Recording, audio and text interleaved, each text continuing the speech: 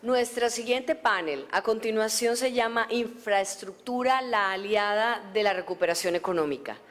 Va a estar a cargo del señor Guillermo Perry, exministro de Estado y miembro del Comité de la Regla Fiscal, a quien le pido por favor que suba al escenario y se acomode en la mesa de presentación. La señora Marcela Meléndez, miembro de la Comisión de Gasto, y el señor Roberto Junguito, exministro de Estado y miembro de la Comisión de Gasto. A los tres, bienvenidos. Les pido por favor que sigan al escenario.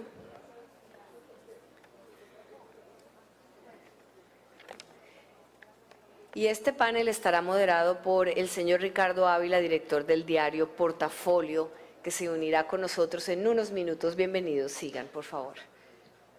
Se unirá con nosotros en unos instantes. Mientras tanto, damos inicio a este panel con la primera intervención. La señora Marcela Meléndez.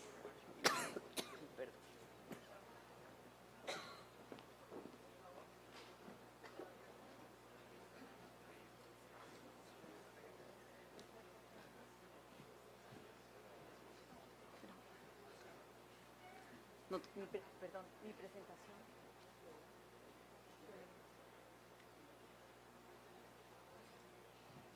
Mi presentación. Perdón, ¿ustedes me la pasan? ¿O la paso yo? Qué pena. Bueno, muy buenos días a todos. Voy a comenzar sin más. Infraestructura, el balance de los últimos años y retos pendientes es el nombre, el título de un documento recién sacado del horno que no les voy a presentar hoy, pero del que voy a tomar algunas ideas a manera de abrebocas para la conversación que vamos a dar. Es cierto y todos sabemos que el sector de la infraestructura de transporte atraviesa en este momento por una mala coyuntura. Hemos tenido un golpe reputacional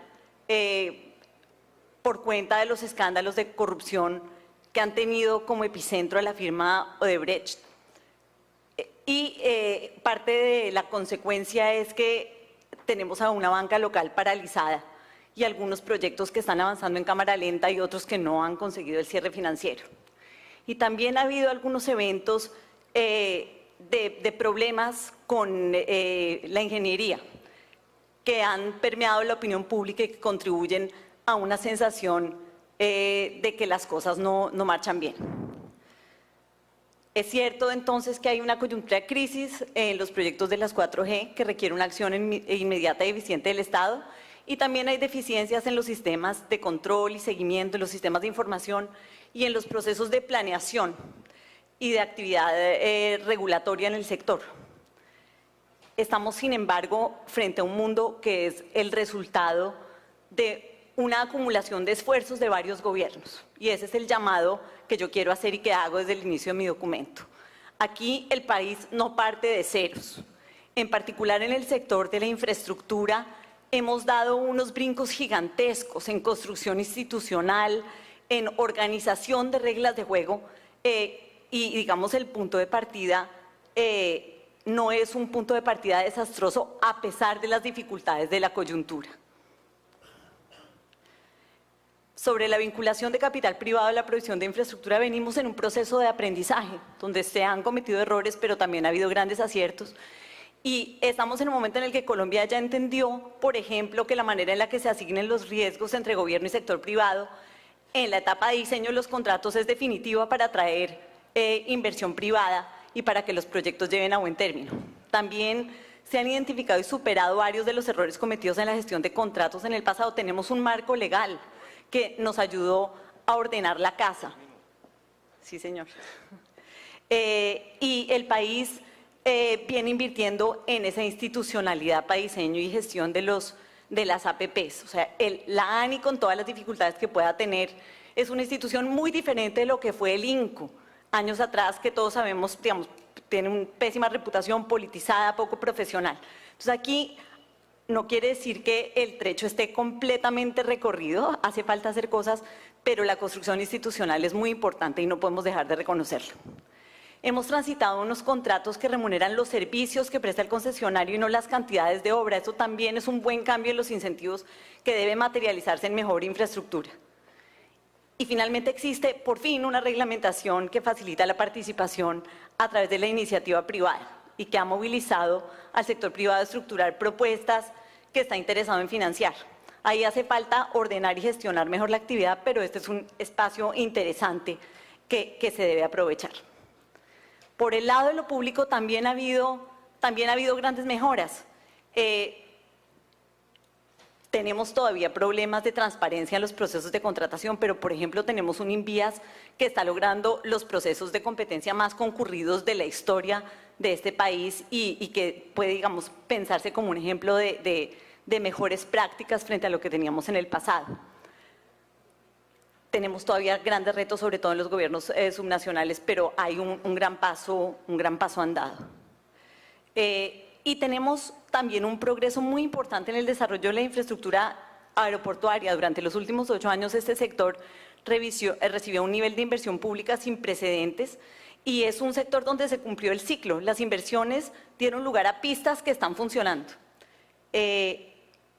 Y finalmente hay un pipeline de proyectos que quedaron estructurados por el gobierno anterior. Esto es algo que no había pasado nunca en la gestión pública colombiana. Eso significa que el nuevo gobierno puede seguir sumando estructuraciones y va a poder contratar rápidamente los proyectos que ya están estructurados en la medida en que vayan pudiendo financiarse.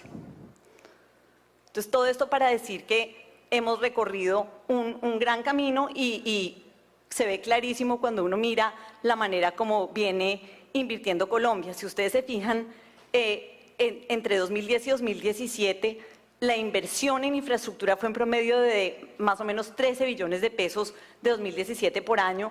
Los 8 años del gobierno anterior fue 5.6 y los 4 años anteriores fue 3.2. O sea, Colombia viene poniendo la atención a este sector y viene poniendo la atención con recursos. Así se ve la participación pública y privada en infraestructura en el primer panel, y lo que uno ve es que la inversión privada se ha multiplicado de una manera impresionante frente al pasado.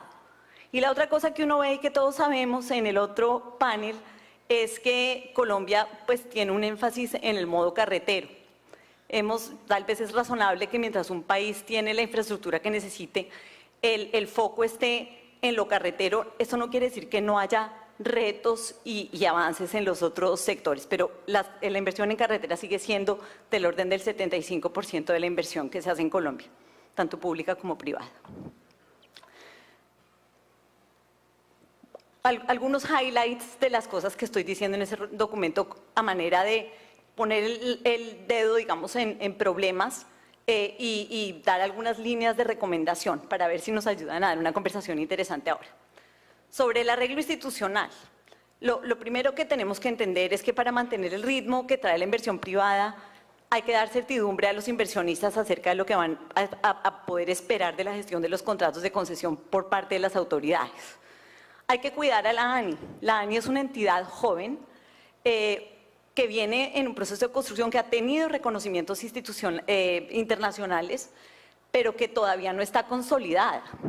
Parte de consolidarla pasa por la primera recomendación, que es reformar su gobierno corporativo, de modo que la entidad tenga una junta directiva independiente, más al estilo de la FDN, y que tenga a cargo la designación de un presidente con periodos fijos. Esto porque, digamos, cuando hay políticas de Estado no conviene el ciclo político en este tipo de entidades. La segunda es revisar la estructura organizacional de la ANI, que se pensó de una manera y en el proceso se ha entendido que no es la ideal. Se necesita reformarla y darle más planta de personal para asegurar que cuente con el personal profesional que requiere para asumir la tarea que se le ha encomendado. La ANI enfrenta el reto de gestionar los contratos de las 4G que están afectados por los problemas de financiación. Y hay unos problemas de financiación que lo que seguramente van a ocasionar es retrasos en los cronogramas de obra. Al final es posible que esos retrasos en los cronogramas no alteren la vida completa de los proyectos, pero sí hay un retraso coyuntural que si no se ataca ahora puede significar la necesidad de caducar esos contratos, y yo creo que ese país tiene que hacer absolutamente todo lo posible para no caducarlos. Va a haber riesgo legal para los funcionarios que tomen decisiones porque va a tocar renegociar esos contratos y es importante hacerlos sin que cambie el negocio para los privados, pero de manera que se viabilice la continuidad de las obras. Yo pienso que aquí se necesita un respaldo legal. Y entonces una recomendación es tramitar ante el Congreso una ley que proteja a los funcionarios que van a tomar esas decisiones. Ese proyecto de ley lo tiene que revisar la Contraloría, lo tiene que revisar la Procuraduría, tiene que estar todo el mundo de acuerdo y es una ley donde uno lo que quisiera es que queden establecidos unos criterios para ver cómo se atacan este tipo de problemas. Y la otra cosa es que en general creo que digamos, el gobierno ha dado una señal de que va a intentar hacer esto, pero es muy importante que empecemos a establecer soluciones estandarizadas para los problemas que surgen en los contratos. No solo contratos tipos, sino cuando hay un problema se resuelve, digamos, una vez hallada la solución se resuelve con una resolución que aplica por igual a todos los contratos de manera que uno evite soluciones particulares. Esto aplica, digamos, a los problemas actuales de las 4G, pero más en general. Sobre la terminación anticipada de los contratos, a mí me afana mucho el moralismo, que hace que ante un evento de corrupción lo que nosotros hacemos es caducar un contrato, peor liquidarlo cuando hay un evento de corrupción y uno termina teniendo que pagar para interrumpir el contrato y quedarnos por mucho tiempo sin las obras. En esto la ley 80 nos obliga a funcionar de esta manera, pero esto es atípico. Países como Canadá o Estados Unidos tienen otras vías. Aquí yo no soy abogada y habría que, digamos, afinar esa recomendación, pero la idea es que uno pudiera sancionar a la empresa corrupta, entender que las empresas y las personas corruptas son cosas distintas y que uno puede exigir cambios de gobierno corporativo o intervenir la administración de una empresa, sancionar y obligar a que las obras sigan. No se nos detendría tanto el buen desarrollo de la infraestructura si vamos en esa dirección. El trámite de permisos y licencias ambientales sigue siendo un cuello de botella para el desarrollo de la infraestructura de transporte, a pesar de que en este momento ya estamos bajo un marco legal que obliga a que el gobierno no entregue nuevos proyectos sin tener listo el tema de licencias ambientales y de predios, que es una buena práctica. Aquí yo creo que hay que hacer lo que hacen los países desarrollados, que es tener una línea de base ecosistémica de todo el territorio, como un mapa, una cuadrícula que se pone encima del mapa de manera que sea fácil o mucho más fácil de lo que es hoy día identificar cuál es el plan de manejo ambiental de cada kilómetro cuadrado del territorio. Eso agilizaría muchísimo, muchísimo la vida. Y la siguiente recomendación es una grandota que se sale del sector transporte, pero yo creo que ese país tiene en mora una reforma estructural de las CAR, que son inefectivas, son poco técnicas, están politizadas, seguramente son demasiadas, podrían regionalizarse distinto, no ayudan al medio ambiente y sí contribuyen a complicar el desarrollo en otros sectores. En regulación también hay retos. En puertos estamos en un momento en que la contraprestación se fija con un criterio fiscalista, determinados a extraer las rentas que pensamos que le dejan a los puertos unas tarifas de operación desreguladas y además tenemos un contexto internacional complejo donde hay gran concentración en el negocio de las navieras, algunas de ellas llegando a Colombia a integrarse con los concesionarios de los puertos, lo que digamos hace clarísimo que necesitamos actualizar nuestra regulación para poder competir internacionalmente. En el mundo de los aeropuertos también hay retos. Las tarifas aeroportuarias no se fijan con un criterio de buena regulación, se pactan casi que contrato por contrato y pues por alguna razón tenemos unos tiquetes aéreos que son muchísimo más costosos que los de cualquier otra parte del mundo. Aquí la recomendación es sencilla y ya el gobierno ha anunciado que lo va a hacer. La Comisión de Regulación de Infraestructura y Transporte creada por la Ley 1682 de 2003 se ha demorado en ser puesta a funcionar. Y aquí un solo comentario es, hay que hacerlo con pausa para modelarla bien, porque la manera como están organizadas las otras entidades regulatorias del Estado no necesariamente es un buen modelo. A mí me afana mucho, por ejemplo, que se replique la superespecialización de comisionados por subsector, uno experto en un pedacito de puertos, otro experto en operación y casi nadie experto en regulación económica. Entonces yo creo que eso es mejor dar un pasito atrás, pero ponerlo a marchar pronto. En aeropuertos, la infraestructura, el gran avance que se dio en esta etapa, viene financiada con los recursos propios del Aerocivil, que son producto de las tarifas aeroportuarias. Aquí lo que ha pasado es que se ha respondido a la demanda, pero en ese sector en particular no ha habido una sombrilla de planeación y ni nadie que esté decidiendo si cada ciudad debe tener su propio aeropuerto, si de pronto hay aeropuertos regionales o cómo es que se debe desplegar la inversión en el sector aeroportuario. Este es un sector que el Plan Maestro de Transporte Intermodal no cubrió totalmente y, digamos, menos mal que tenemos ese Plan Maestro, pero ese Plan Maestro fue un contrato que se hizo de consultoría. Dentro del Estado no hay capacidad de planeación. Entonces, esta es la otra recomendación. Hay que poner a funcionar la unidad de planeación de infraestructura de transporte que creó la misma ley, que creó la entidad reguladora. Hay que impedir a toda costa que la infraestructura de transporte se despliegue sin un fundamento técnico y sin estar bajo la sombrilla de una estrategia de desarrollo que contemple los distintos modos de transporte y la manera en la que pueden complementarse y potenciarse entre sí. Y esta es la última que voy a dejarles sobre la mesa. Claramente se necesita más plata. El INVIAS nada más necesita el orden de 2 billones de pesos por año para mantener la red nacional a su cargo. El mantenimiento siempre se vuelve una cosa difícil porque las vías mantenidas no se inauguran y entonces políticamente no es tan interesante.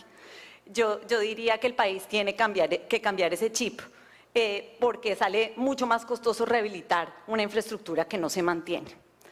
Y también hay otras obras que el gobierno saliente está dejando estructuradas, como dije, que requieren financiarse, tanto proyectos de APP como proyectos de obra pública. Entre los últimos está, por ejemplo, la conexión Medellín-Quibdó, que dejaría a Quibdó a 3 horas de Medellín. Es un tramo de 220 kilómetros que está desfinanciado. Entonces hay pequeños tramos que son prioritarios y que habría que revisar y que necesitan plata. Yo creo que este país tiene que pensar de dónde más saca plata y entonces aquí voy a dejar unas bombas a ver si damos la conversación.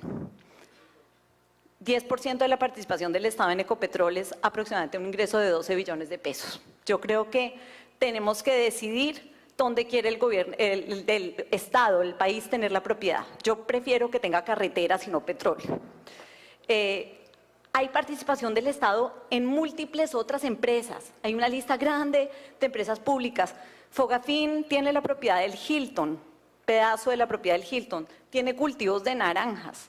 Yo creo que hacen un inventario de dónde está la propiedad pública para que empecemos a salirnos de lo que no le corresponde al sector privado y concentrarlo en la parte que es, digamos, del resorte público. Y finalmente aquí hay un tema que es complejo, pero se ha hablado de la posibilidad de dar en concesión tierras baldías del Estado. El problema es que esas tierras baldías están seguramente ocupadas y requieren, digamos, hay por resolver un tema de regularización de propiedad, que es un tema complejo, pero ahí hay otra fuente de recursos y yo creo que esa conversación la tenemos que dar. Y con eso termino. Muchas gracias. Muchas gracias, Marcela. Muchas gracias por esas bombas. Muy buenos días a todos, perdón por la demora, un par de minutos tarde. Le cedo la palabra a Guillermo Perry. Muchas gracias. Quisiera pedir el favor de que pongan la presentación. Gracias. Es un placer estar aquí de nuevo en este congreso y no voy a hacer los saludos de rigor porque Ricardo es un moderador implacable y no me los descuenta. Yo le puse como título a mi comentario algo que lo saqué del informe de Marcela Meléndez, que es un informe que les recomiendo a todos leer, y es construir sobre lo construido. Esto es algo que el presidente Duque ha dicho de otra manera, pero que si hay un sector en que es importante construir sobre lo construido, es en este. Y voy a tratar de cumplir estos 4 puntos lo más rápidamente posible. Esto primero, ya lo mostró Marcela, es simplemente hacer ver que nosotros ya comenzamos a aumentar de manera notable la inversión en infraestructura. Pasamos de niveles de 0,7, 0,8% del PIB históricos a unos 5% del PIB, y con una participación privada creciente, que es la línea roja. Eso realmente es un cambio muy importante con lo que se estaba haciendo en el pasado. Esta es una síntesis de la razón por la cual estamos haciendo eso. Y es que ustedes ven a Colombia ahí abajo, junto con Perú, muy por debajo del nivel de calidad en infraestructura de transporte que se supone que debe tener para su nivel de desarrollo, y muy lejos de países como México y Chile. Realmente teníamos un diagnóstico aterrador y por eso es que estamos haciendo un esfuerzo muy grande. El panel tenía como título Infraestructura aliada a la recuperación. Entonces, yo reproduje estos 5 estimativos diferentes que se han hecho en distintos momentos de tiempo sobre cuánto en el corto plazo el plan de infraestructura, como un aumento de demanda, el plan de las 4G en particular, como un aumento de demanda le puede contribuir a la recuperación. Y son cifras entre 0,4% y 1 algo por ciento del PIB. Las primeras yo creo que eran demasiado altas porque el programa era muy ambicioso, y yo creo que es más del orden de 0,4, 0,5% del PIB, pero no es despreciable en un momento como estos, pues crecer 0,5 más, si estamos creciendo a 2,7, pues es importante. Pero lo más importante es el efecto de largo plazo. Hay estos 2 estimativos, uno de Minhacienda cuando comenzó esto de 0,7% del PIB como efecto permanente de largo plazo por aumento de productividad y competitividad en la economía, y uno de 1% de ANIF. Eso es lo más importante, es poder lograr un incremento de esos de manera permanente en el tiempo. Ahora, ¿que ha habido tropiezos? Sí. El plan original de desembolsos de las 4G era demasiado ambicioso. Cuando nosotros lo miramos en la Comisión de Infraestructura dijimos, eso no es viable. Lo dijimos desde el principio. Y no ha sido. Se corrió a la línea verde y ahora estamos en la línea roja, pero sigue siendo el plan más ambicioso de toda América Latina, mucho más grande que los de Brasil y México, que son países mucho más grandes que nosotros. ¿Cuál es el principal problema que hemos tenido, aparte del tema reputacional, que era un tema que no nos imaginábamos que iba a suceder y que nos está costando muy caro? Y es el de la concentración de sponsor. ¿Por qué nos pasó el tema de la concentración de sponsor tan grande que tenemos, que ha dificultado esto? Primero, porque era demasiado ambicioso. Cuando uno trata de hacer en 4 o 5 años tantos proyectos juntos, pues va a tener alguna concentración de concesionarios. Pero segundo, porque muchos concesionarios internacionales que queríamos atraer no vinieron al final al país por 2 razones. Porque había unos riesgos que en ninguna otra parte del mundo ellos los tenían que manejar, las consultas con las comunidades y las licencias ambientales y los predios. Los predios sí en algunas partes del mundo los maneja el concesionario, pero lo de consultas y licencias ambientales es completamente atípico de Colombia, demuestra la incapacidad de coordinación del Estado colombiano, se lo votó a los concesionarios desde hace mucho tiempo. En la Comisión de Infraestructura nosotros insistimos en eso, desafortunadamente la ANI no quiso hacer eso porque tenían afán de poder adjudicar, y eso explica la mayor parte de las demoras fuera de los temas de reputación. Y explica la concentración de sponsors, porque nos quedamos al principio principalmente con los nacionales. Y los nacionales eran pocos y no tenían suficiente equity para estas cosas. Y ahí ha estado, y todos lo sabemos, las dificultades principales de esto. Voy a hablar brevemente sobre las recomendaciones institucionales. Yo voy a cambiar un poquito el orden sobre lo de Marcela. Para mí las 2 más importantes son estas. Yo no he podido nunca entender, y lo he dicho en este congreso varias veces, cómo después de que el país decidió cambiar la arquitectura institucional del sector, y comenzó muy bien, se quedó a mitad de camino en los 2 últimos años del gobierno pasado. Yo nunca pude entender la decisión de no poner en ejecución la unidad de planeación integrada de transporte y de la Comisión de Regulación. Cada día que pasa son más necesarias. Obviamente, la falta de la UPIT la tratamos de digamos, pasar por encima con 2 contratos de consultoría. Aquí está Juan Benavides, que hizo los 2 planes integrados manejando un grupo de consultoría, pero es que así no se deben hacer las cosas. Nosotros comenzamos así en el sector eléctrico hace 25 años, pero se creó la UME y la UME toma los modelos, la UME las va actualizando, la UME va haciendo planeación continua, multimodal y coordinada por niveles de gobierno. Por ejemplo, un detallito pequeño. Las 4G van a estar listas Se ahorran muchas horas entre ciudad y ciudad y las entradas a las ciudades no se han resuelto. Entonces ahí vamos a tener un cuello de botella. Son las cosas obvias que una planeación integrada hubiera podido resolver a tiempo y que todavía tenemos que hacer. Y lo segundo, la CRIT. ¿Para qué hablar del lío que hay de tarifas, que ya dijo Marcela en varios sitios, el lío de los fletes en el transporte y en general los procesos de adjudicación, sobre todo a nivel subnacional? Esa comisión de regulación ha hecho una falta extraordinaria para avanzar en este sector. Aquí hay otras cosas que no me voy a detener porque el tiempo ya está corriendo, pero quiero subrayar el de blindar la ANI en vías, que no es fácil cómo hacerlo. Marcela dijo una estructura parecida a la FDN, pero es que la FDN tiene socios de capital. La ANI y la INVIAS son unas agencias nacionales. Yo creo que vamos a tener que ingeniarnos cómo hacemos para que las agencias nacionales realmente puedan tener un gobierno corporativo mucho más fuerte. Ese es un tema fundamental que yo creo que este gobierno haría una contribución maravillosa si logra una solución apropiada. Y en el caso de la FDN tenemos que consolidar. Ahí ya hay una cosa que está funcionando muy bien, se trata de consolidar. Recomendaciones contractuales. Hemos descubierto, eso lo ha dicho el actual ministro de Hacienda con toda la razón, que la manera como quedó el contrato atrapa mucha liquidez y le sube mucho el costo financiero a los concesionarios. Eso se puede resolver haciendo unidades funcionales más pequeñas o de otras maneras. Lo tenemos que resolver, está encareciendo en un momento en que está subiendo las tasas de interés internacionales. El tema más importante, no habíamos previsto cómo liquidar y tomar posesión de activos para ciertos casos de terminación como los que se dieron con Ruta del Sol 2.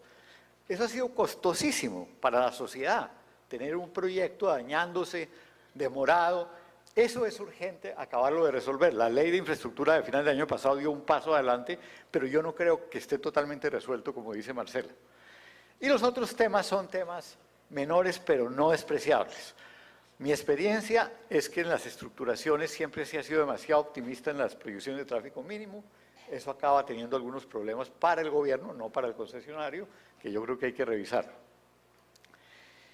Proceso. El más importante, ya lo mencioné, pero por fortuna la ley dijo que a partir de 2016 ya no va más. A partir de 2016 se supone que las nuevas licitaciones que se abran ya tienen que tener unas licencias ambientales, a mi juicio, provisionales, no definitivas, y consultas terminadas, como debe ser.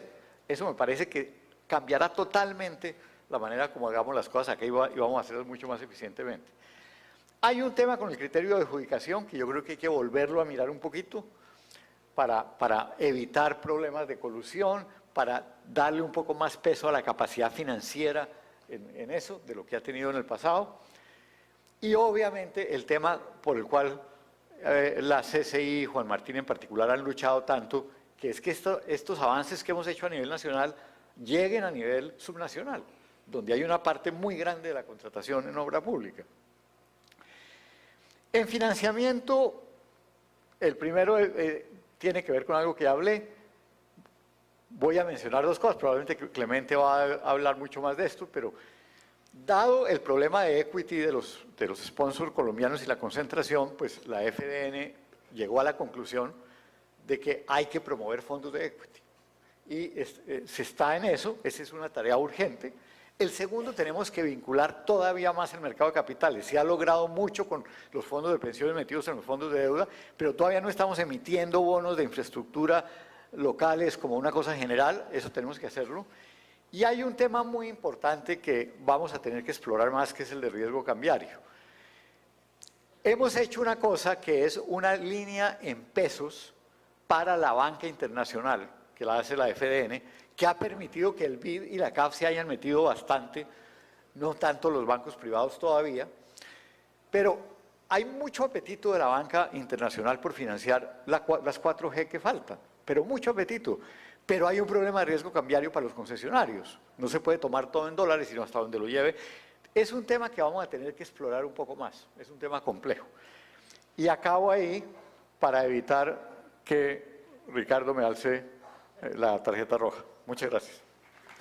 Muchas gracias, Guillermo. Escuchemos ahora a Roberto Junguito.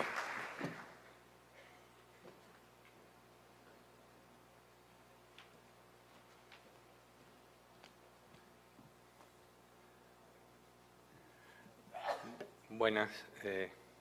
A ver cómo funciona este aparato. Bueno, comienzo y luego doy los saludos correspondientes. ¿Pasamos el slide o cómo? Es que no sé cómo se pasa el slide. Acá, este nomás. Listo. Adelantar. Ya estoy perdiendo tiempo. Quisiera comenzar con lo siguiente. Nosotros hablamos de las 4G, pero tenemos que, para tener una visión histórica, ver que esta no es la primera vez ni el primer esfuerzo que hace Colombia de manera gigantesca en estimular la infraestructura de transporte. Y menciono varios casos. Los ferrocarriles, la construcción de ferrocarriles a finales del siglo XIX e inicios del siglo XX. En ese momento se trataron de hacer concesiones, se terminó con obras públicas, pero digamos fue una inmensa obra. Segundo, durante el gobierno de Pedro Nelo Ospina se utilizaron los recursos de la indemnización de Panamá precisamente para ferrocarriles y carreteras, casi el 60-70% de los recursos. Un tercer esfuerzo en el tiempo, el informe Kerry, el informe del Banco Mundial de 1950. Ese fue un gran proyecto de obras públicas en la época de Laureano Gómez. Decían que Laureano era ingeniero y que por lo tanto, digamos, le cayó como anillo al dedo el tener, digamos, este programa para desarrollar. Cuarto, el que se llamó el Plan de Integración Nacional, el PIN del presidente Turbay Ayala. Esto era cuando Eduardo Wiesner era director de planeación para unir el triángulo Bogotá, Medellín, Cali y Bogotá. También se trató de hacer, digamos, un esfuerzo grande de infraestructura. Y ahí luego ya llega y aterrizamos, digamos, en el plan actual que surgió básicamente durante la administración Santos Calderón en sus dos planes de desarrollo, todo por un nuevo país y prosperidad para todos. ¿Qué saca uno como conclusión? Uno observa históricamente, sobre todo, digamos, en el caso de Pedro Nelo Ospina, que cuando ha aumentado la infraestructura, ha crecido muchísimo más el país. Si uno mirara una serie histórica del crecimiento del PIB, uno vería que los años 20 fueron los de mayor crecimiento y el principal responsable fue la infraestructura de transporte que se desarrolló en esta época. Yo soy un poco más optimista que Marcela. Yo creo que el programa de las 4G ha despegado con éxito. Ella era medio pesimista de cómo estamos ahora, pero sus propias cifras y las que presentó Guillermo Perry del crecimiento que ha tenido las 4G es algo que es admirable históricamente. Y aquí, básicamente, mi conclusión es la estrategia de infraestructura de transporte debe tener continuidad. Ahora aprovechamos para saludar acá a la vicepresidenta. Debe tener continuidad, la vemos a ella en primera fila, digamos, al frente de este tema, pero también debe tener correctivos. Voy acá a mi segundo slide de los 4 slides. Avances y desafíos de las 4G. Como dice Guillermo Perry, tal vez el programa original fue demasiado ambicioso. El proyecto original incluía 40 proyectos, 7.000 kilómetros de red vial con una inversión prevista de 47 billones. Pero la verdad es que ya han sido adjudicados 31, 17 han firmado contratos de crédito. De la experiencia, y yo voy a hablar sobre, yo no soy experto en este tema, simplemente he estado cercano a los proyectos que Goldman Sachs ha tratado de apoyar, los proyectos de Mario Huertas, con Cóndor, con MECO, con Pavimentos Colombia, y lo que uno ve de las cifras es el tiempo promedio entre la adjudicación y el acta de inicio ha sido en promedio de 14 meses. En general duramos casi 2 años, del 2014 al 2016, para realmente empezar a desarrollar estos proyectos. En las cifras que tenemos, encontramos que 8 proyectos han estado plenamente financiados, principalmente con fuentes bancarias, pero también con fuentes bancarias además de bonos. Precisamente en los proyectos que ayudó a estructurar Goldman Sachs han sido los proyectos que han estado financiados con bonos, entre otras han sido los proyectos que han tenido grado de inversión. Y ya, esto para hacer, digamos, un llamado, yo no alcancé a estar cuando Mario presentó esta mañana, pero de los proyectos que ya se están terminando y el que ya se ha terminado son precisamente, y los más avanzados son este tipo de proyectos, los 3 en que hemos estado involucrados. De lo visto, yo llego a las conclusiones similares a Marcela y a Guillermo Perry. El financiamiento ha sido uno de los principales cuellos de botella, pero hay apetito por Colombia en los mercados internacionales y si hacemos las cosas bien, podemos complementar claramente los recursos de la banca nacional. Un segundo cuello de botella han sido los problemas ambientales y los problemas de las comunidades. Este es un tema que ha afectado a todos los proyectos en mayor o menor escala y que está en vías de solución, y yo creo en el tipo de recomendaciones que Guillermo Perry estaba sugiriendo para enfrentarlos. También, y hay que reconocerlo, unos pocos proyectos han tenido problemas reputacionales, tanto de la primera como alguno de la segunda, como un par de APPs. Y esto es algo muy complejo y que tenemos que sacar adelante mediante las reformas. Yo digo acá algo que de pronto no van ustedes a aceptar. Yo digo, los riesgos regulatorios han sido pequeños y en general manejables.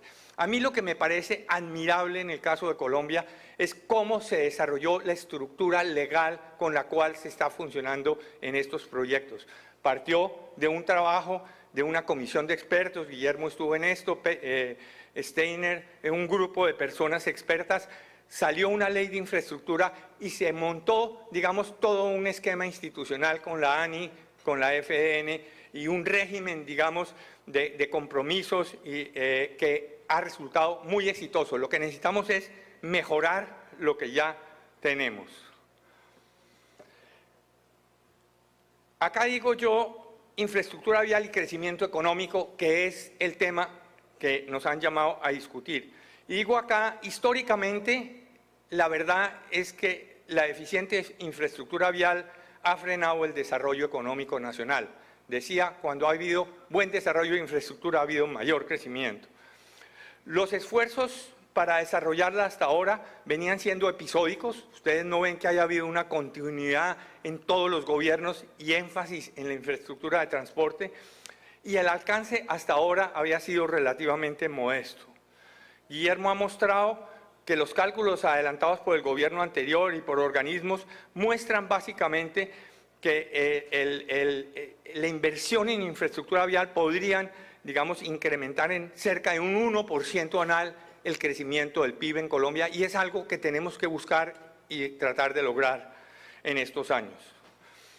Estos resultados llaman la atención para que la administración Duque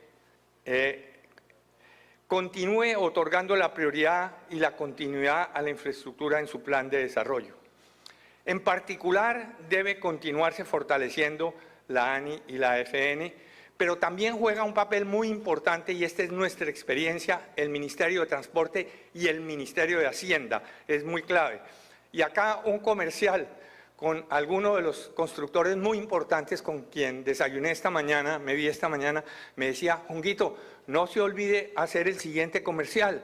Es fundamental empoderar más a la vicepresidenta de la República para que ayude a coordinar a todas estas entidades del Estado y que esto de la infraestructura funcione como un relojito. Ese es el mensaje que le mandan, vicepresidenta. Si vamos a salir para adelante, deben emprenderse todas, y debemos discutir las recomendaciones de política básicamente en materia institucional, financiera y técnica, los problemas legales de controversias y caducidad de los contratos, los problemas de las licencias ambientales y sociales, los problemas que enfrentan las APPs y puertos y aeropuertos, que son materia de este panel que vamos a discutir posteriormente. Ya voy en 20 segundos negativos y voy a echar un último comercial que tiene que ver sobre economía. Yo lo que digo acá, y este es el mensaje y lo que está sucediendo en estos días nos debe llamar la atención, es que la realidad es que la interrelación entre la infraestructura y la actividad económica es de doble vía. No es solo que una mayor infraestructura y mejor infraestructura de transporte haga crecer más la economía, pero que una buena política macroeconómica es fundamental para que funcione el sector de la infraestructura. Y digo acá, 5 o 6 comerciales, solo con una buena política macroeconómica se puede asegurar el crecimiento acelerado de la economía y un ambiente favorable a la infraestructura. Una buena política fiscal, oigan, ahora que estamos discutiendo ley de financiamiento, una buena política fiscal permite obtener los recursos presupuestales para el apoyo de la infraestructura. Una buena política monetaria que controle la inflación asegura tasas de interés bajas y estables. Una buena política macroeconómica con adecuada regulación financiera es lo que permite desarrollar un sector financiero sólido y capaz de financiar los proyectos. Y acá, solo con una política macro creíble se puede conseguir el acceso a los recursos externos para el financiamiento de la infraestructura en Colombia. Hasta ahora la hemos tenido, pero tenemos que tener esa política macroeconómica y ese cumplimiento de la regla fiscal para que garanticemos los recursos del exterior. El mensaje de esta última parte de mi presentación, y con esto termino, es que para el sector de la infraestructura lo que es más esencial es que el país desarrolle una buena política macroeconómica vigorosa y creíble. Muchas veces es más importante la política macroeconómica para el sector de infraestructura que de golpe las propias ajustes de la política sectorial o de infraestructura. Esos son mis mensajes y mis comerciales. Mil gracias. Muchas gracias a Roberto Junguito. Muy buenos y muy apropiados esos comerciales. Vamos a hablar durante 20 minutos, que es lo que nos queda de tiempo para debatir aquí en la mesa sobre algunos de los puntos tratados. Y quiero comenzar con la última diapositiva de Roberto Junguito relacionado con el manejo económico y la infraestructura.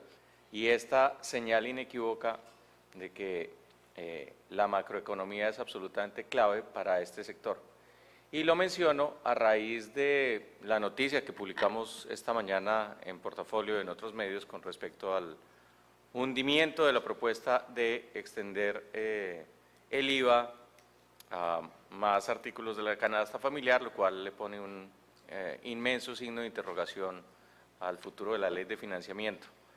¿Cuáles son los peligros y por qué este sector, que quienes están aquí sentados deberían preocuparse si eso no sale bien? Guillermo Perry. Yo coincido totalmente con lo que dijo Roberto Junguito. Para todos los sectores de la economía, la macro es fundamental, porque eso es lo que determina que haya crecimiento y que no haya crisis. Pero para un sector que invierte y toma riesgo a largo plazo, es especialmente importante para conseguir los recursos financieros a un costo razonable, para tener la demanda de los peajes, después para pagar las obras, para todo. Y realmente yo creo que lo que está pasando en el Congreso en este momento es una cosa que nos debe preocupar a todos los colombianos y que debíamos hacer como un frente común para exigirle al Congreso de la República y al Gobierno que logren un acuerdo razonable que garantice los recursos requeridos, no solo para el presupuesto del 2019, y que si son 14 billones o 10 billones, pues que acuerden exactamente cuánto es y en cuánto se recorta el presupuesto, pero que cierre, pero sobre todo hacia adelante. Es que no se nos olvide que 2 elementos de la ley de la reforma tributaria del 2016 terminan en el 2019, la sobretasa a las empresas y el impuesto a la riqueza. Y todos sabíamos que el nuevo gobierno iba a encontrar en ese momento un hueco que tenía que llenar para evitar un problema fiscal serio que le pueda ocasionar un problema realmente complicado al crédito externo del país y al crecimiento económico. Entonces me parece que estamos en una coyuntura sumamente delicada donde sería muy importante que tanto sector privado como analistas cerráramos filas para, tal vez la palabra es un poco fuerte, pero exigirle al Congreso, finalmente son nuestros representantes, que cumplan como han cumplido en muchas otras ocasiones de crisis fiscal, resolviéndola a tiempo. Roberto me señalaba que muchas veces el país ha estado en coyunturas fiscales delicadas, esta no es la primera vez, y se ha logrado soluciones razonables en el Congreso eventualmente. Sería lamentable que esta fuera la primera vez que no suceda una cosa de esas.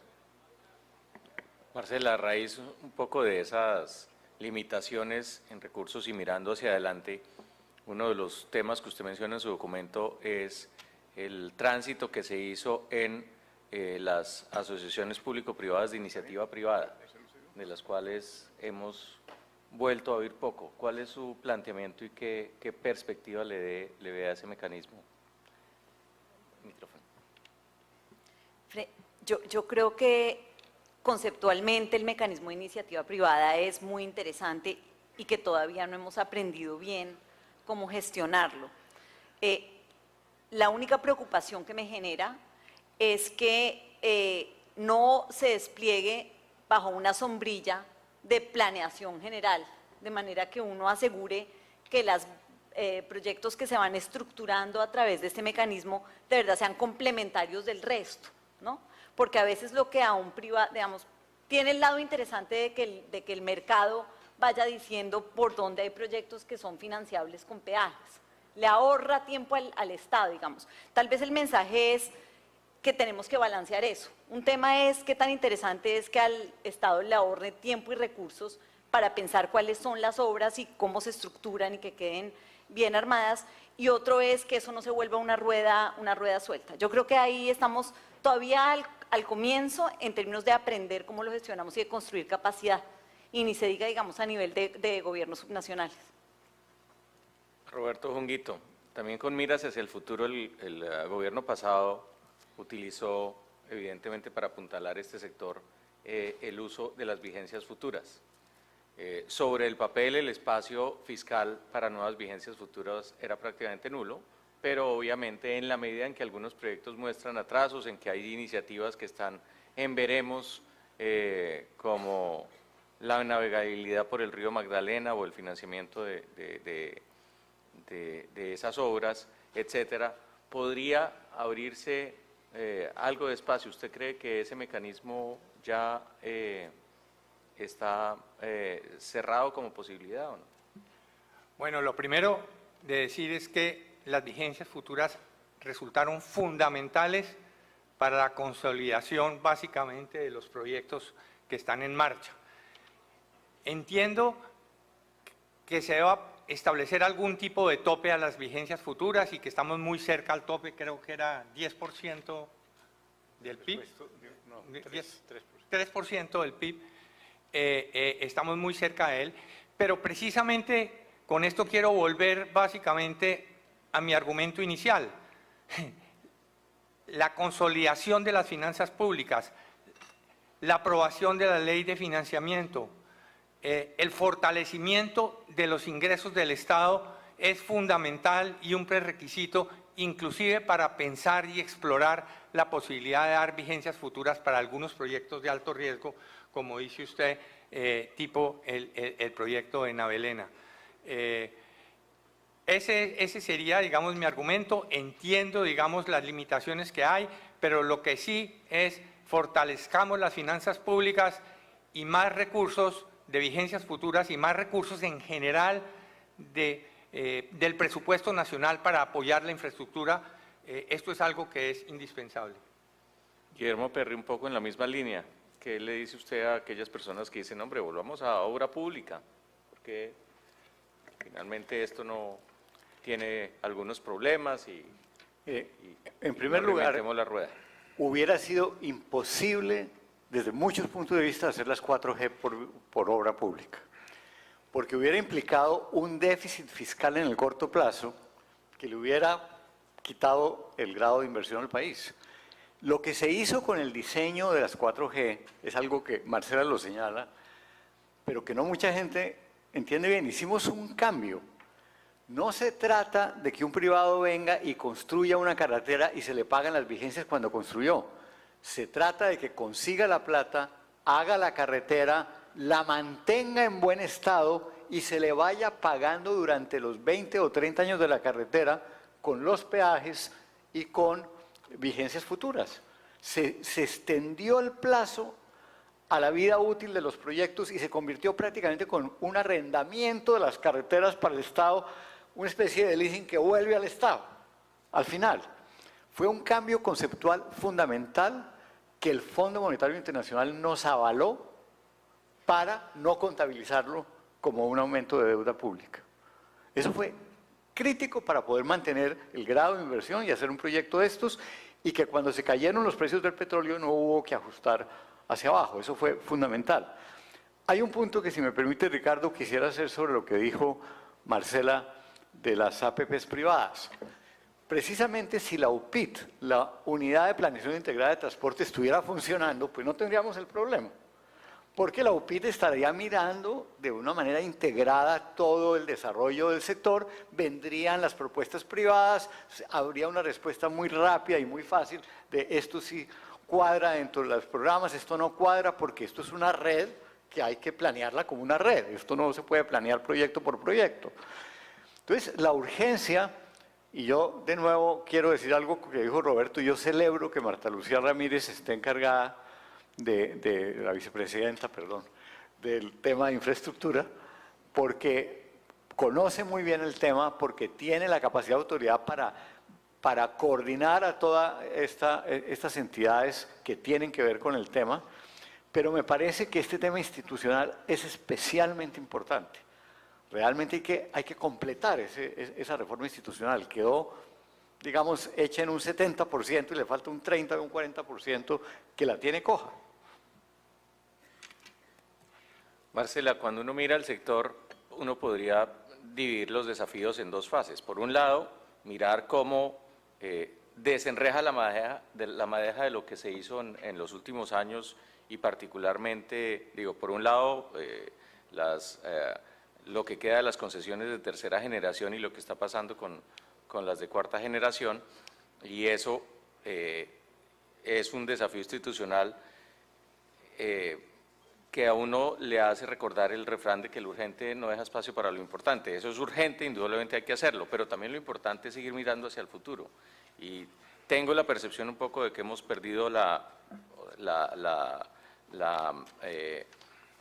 urgencia en lo que viene, y en lo que viene no quiero decir necesariamente para que lo inaugure la presente administración, sino para continuar con esta senda que ya comenzamos. ¿Usted qué opina? Gracias por darme la oportunidad de comentar sobre eso, porque un poco ese es el tono con el que estoy tratando de comunicar lo que pienso en el documento. Tenemos una coyuntura difícil, hay que entenderla como una coyuntura difícil.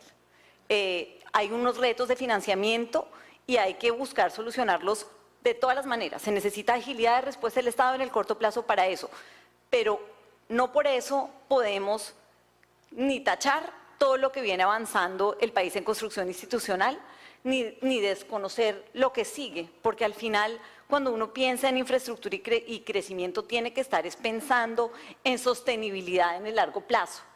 Y yo creo que, digamos, el momento es peligroso en el sentido que está capturando muchísima atención, un problema puntual.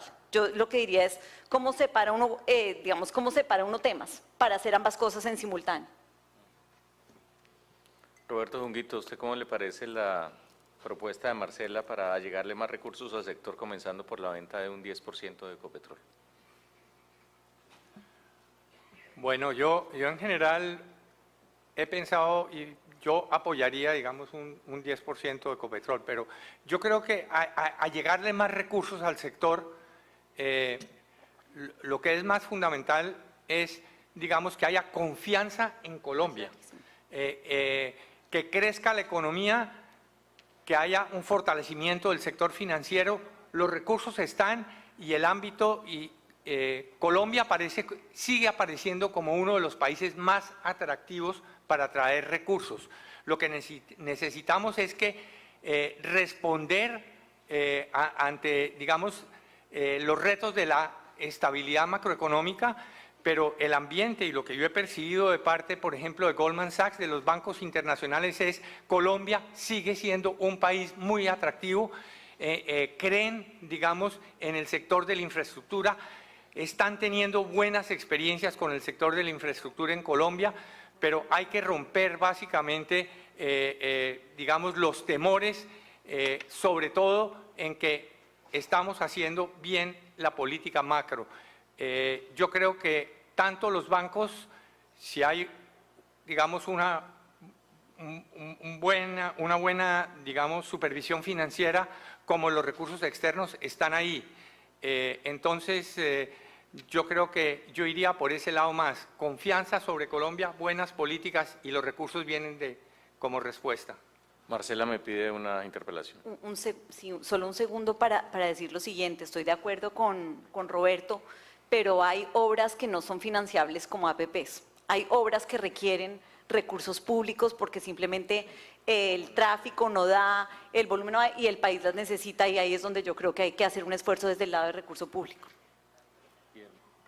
Yo voy a hacer un comentario sobre ese tema. A mí me parece que el orden es, primero uno tiene que tener el plan de inversiones y después mirar qué recursos necesita. Eso fue lo que hicimos con la 4G. Se tuvo el plan, se vio cuáles eran las necesidades de recursos que tenía la FDN, y el gobierno se la jugó privatizando Isagen políticamente con todo un costo muy alto, y puso esos recursos en capitalización de la FDN y en el Fondes, y tenemos en este momento unos recursos importantes ahí que nos dan para un tiempo. Entonces yo creo que hay un orden en las cosas, y el orden es primero el plan, veamos qué planes adicionales necesitamos y ahí vemos si es necesario vender una parte de Ecopetrol o no. Me parece que es equivocado comenzar por el lado de los recursos. Y hay un pequeño punto que a mí se me olvidó mencionar, porque es que dormí 3 horas anoche, estuve en un avión a las 12 de la noche para venirme y me bajaron y volví a las 5 de la mañana y no funciona muy bien de esa manera, me excusan ustedes. Hay otra razón en la pregunta anterior de Ricardo de por qué esto hay que hacerlo con concesiones, estas obras grandes, y no con obra pública.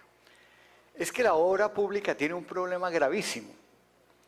En la obra pública, un constructor se gana una carretera, la hace, y hay alguien más que tiene la responsabilidad de mantenerla.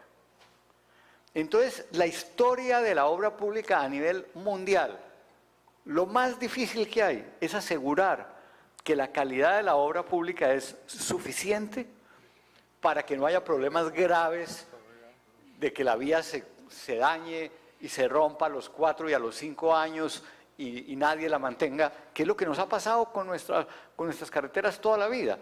La concesión de largo plazo internaliza, como decimos los economistas, una externalidad muy importante. El concesionario tiene que asegurarse que hace muy bien la carretera, porque va a tener que mantenerla toda la vida, y si no le funciona bien, no va a recibir las vigencias futuras ni los peajes. Entonces tiene unos incentivos internos que son lo que hace que sea un sistema mucho más eficiente. ¿Cuándo habíamos visto nosotros vías en el país de la calidad de las que estamos construyendo en este momento? Hagámonos esa pregunta, si ha habido alguna vez en obra pública esa capacidad de hacer las cosas en esa forma. Entonces a mí me parece que ese es un punto central. Y obviamente hay vías terciarias y vías pequeñas y otra serie de cosas que hay que hacerlas con recursos públicos, pero yo sí creo que la necesidad de recursos públicos tiene que venir después de tener un plan muy claro de inversiones, y una vez que uno detecte cuánto hay que meterle de recursos públicos, pues en ese momento miramos de dónde sale. Roberto. Quisiera hacer un comentario sobre las obras públicas. Si yo fuera a dedicar recursos del Estado para obras públicas en carreteras, lo haría en carreteras terciarias, digamos, en las zonas rurales, donde realmente nadie más va a ir y donde puede tener, digamos, un gran retorno. Yo creo que las APPs pueden conseguir los recursos. Tenemos un ejemplo, acá Ruta al Mar, se logró el financiamiento de Cóndor en el momento más difícil de Colombia hace año y medio. ¿Por qué? Porque era un buen proyecto, porque estaba bien diseñado y porque logró, digamos, convencer tanto a la banca internacional como a la banca colombiana de que ese proyecto se podía financiar. se pueden hacer coberturas cambiarias. Yo creo que las APPs tienen inmensa capacidad de desarrollarse, creo que debe haber una regulación, pero no, digamos, como una planificación central diciendo usted tiene ese proyecto suyo es bueno o no. Y yo creo que hay que dejar mucho precisamente de iniciativa privada para su desarrollo. Yo creo que debe concesionarse todo lo que sea concesionable. Y insisto en eso, hay cosas que no lo son. Los proyectos que deja estructurado el gobierno saliente son tanto proyectos de APP como de obra pública, y en aportes para las APPs que deja identificadas, la necesidad de recursos públicos es del orden de 25 billones de pesos. Entonces, lo que yo entiendo es que esos proyectos son de los que están priorizados en el Plan Maestro de Transporte Intermodal. Sí tienen algún tipo de planeación por detrás y por eso el gobierno empezó a estructurarlos. Es de ahí donde yo veo la necesidad de buscar recursos. Nos queda un minuto y quiero terminar el panel con una pregunta, con un planteamiento que hace Marcela en su documento que me parece absolutamente clave. Se sale un poco del ámbito del panel, pero no puedo dejar de mencionarlo, que es el tema del riesgo reputacional que afecta al sector. Y lo digo porque, entre otras, de alguna manera, golpea la legitimidad de decisiones que se hagan en pro del sector si efectivamente ese riesgo reputacional persiste. Poco con base en la voz de la experiencia, Guillermo Perry, ¿usted cómo aconseja manejar ese tema? La verdad, yo creo que es un tema muy complejo que nos tomó de sorpresa. Nos tomó de sorpresa y el costo que ha tenido para el país es gigantesco.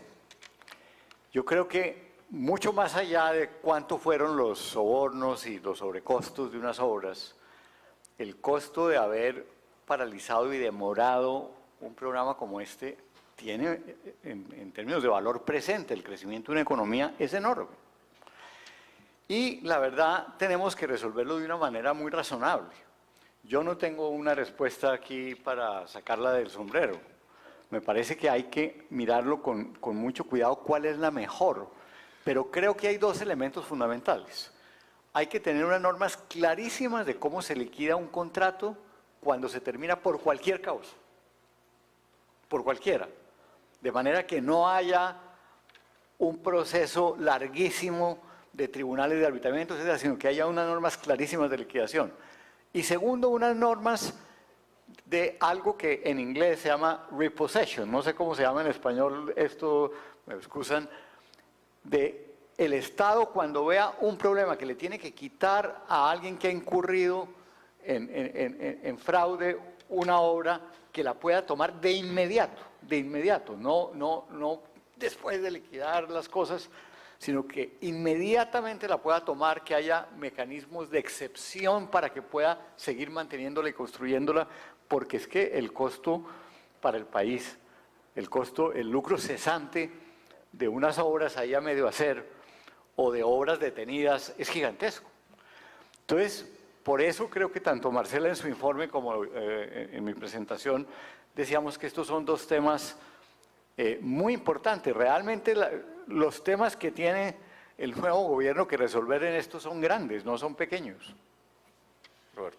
Sí, yo coincido plenamente, digamos que quizás el principal problema por encima del financiamiento y barrera al desarrollo de las 4G y de las APPs pueden ser los problemas reputacionales.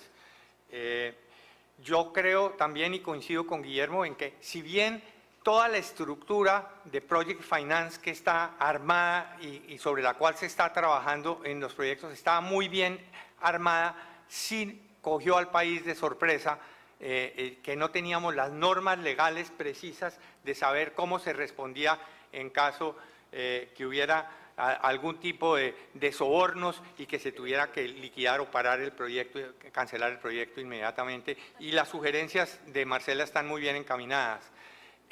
Yo quisiera anotarles algo más que tiene que ver con la justicia colombiana, cuando hay sospechas de soborno. El hecho real es que las demoras en la justicia colombiana de decir aquí sí hay soborno o no hay soborno, están frenando los proyectos. En el caso de la experiencia que teníamos 2 mandatos de proyectos en los cuales hay sospechas de que puede haber, digamos, problemas reputacionales. La justicia no decide si están o no, pero inmediatamente los financiadores internacionales dicen no podemos financiar esos proyectos, así tengan los mandatos, y es un problema, yo creo, de la demora de la justicia colombiana. Eso me parece que es fundamental. Última intervención, Sí, Marcela. sobre el tema reputacional, dos comentarios. Creo que hay que reconstruir rápidamente la confianza en las instituciones. Y parte de eso es seguir consolidando a la ANI, fortalecerla y asegurar que tenemos una capacidad de gestionar los contratos de concesión adecuadamente. Incluso una pregunta que de pronto puede generar una reacción, no sé, es la ANI tal vez no debería estar metiéndose en estructuración de proyectos y dejarle la estructuración a la FDN y dedicarse a construir capacidad en gestión. Eso es algo como que yo creo que el país podría discutir. Y la otra cosa es que algo que ha magnificado el problema actual es que tenemos una gran concentración de propiedad en los proyectos de infraestructura. Y esto ocurrió porque hemos hecho adjudicaciones simultáneas, de manera que el factor que estaba previsto para que eso no ocurriera no operó. Yo creo que en un mercado más concurrido no hubiera habido una transmisión tan rápida del problema de unos proyectos a otros.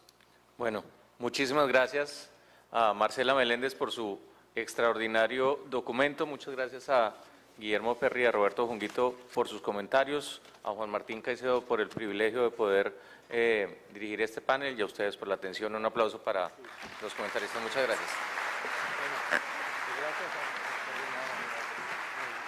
Muchas gracias, Ricardo. Y gracias a ustedes también.